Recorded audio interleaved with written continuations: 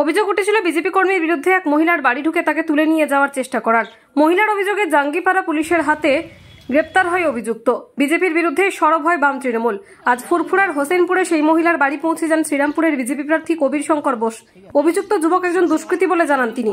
Police প্রশাসন যেন তার বিরুদ্ধে কঠোর ব্যবস্থা গ্রহণ করে তার দাবি জানান। কাল রাতে খবর পেলাম যে হোসেনপুরে একজন মহিলার বাড়িতে বন্দনা মালি, ওনার বাড়িতে একটি অ্যান্টি সোশ্যাল, যে আগে গাঁজা কেসে, গরু পাচার কেসে জেল খাটা আসামি, সে নাকি মাঝরাত্রিরে তার বাড়িতে ঢুকে একটি হাতে ভোজালি নিয়ে সে তার ছোট্ট ছোট্ট বাচ্চা, 8 বছর 7 বছরের বাচ্চা, তাদের থ্রেট করেছে। আমি খবরটা পেয়ে আজকে সকালে সেই বন্দনাদির বাড়ি পৌঁছেছি। আমি প্রশাসনের কাছে দাবি করছি এরকম অ্যান্টি সোশ্যালদের যাতে ইমিডিয়েট কড়া সে কড়া শাস্তি হোক। এবং তারা বাইরে আছে কিভাবে?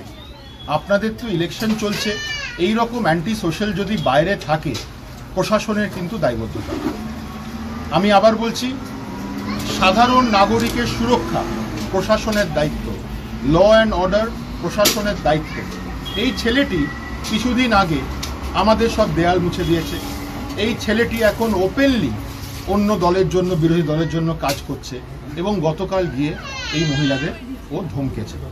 আমার যারা যারা এখানে কার্যকর্তা আছে আমরা তীব্র নিন্দা করি এবং আমরা সবাই মিলে থানায় যাব, ওখানে দাবি করব যাতে এরকম অ্যান্টি সোশ্যাল এলিমেন্টস যারা সমাজের ভেতরে আছে তারা যাতে জেলে বন্ধ হয়ে যায়। এবং এই মহিলাদের সুরক্ষার দাবি করছি প্রশাসনের কাছে।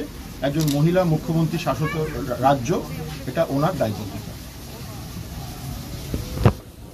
ঋতুপর্ণা কোলের রিপোর্ট, বেঙ্গল আনলিমিটেড। রয়েছে আরো খবর, আর এই খবরের আপডেট পেতে আপনারা সাবস্ক্রাইব করুন এই চ্যানেলটিকে।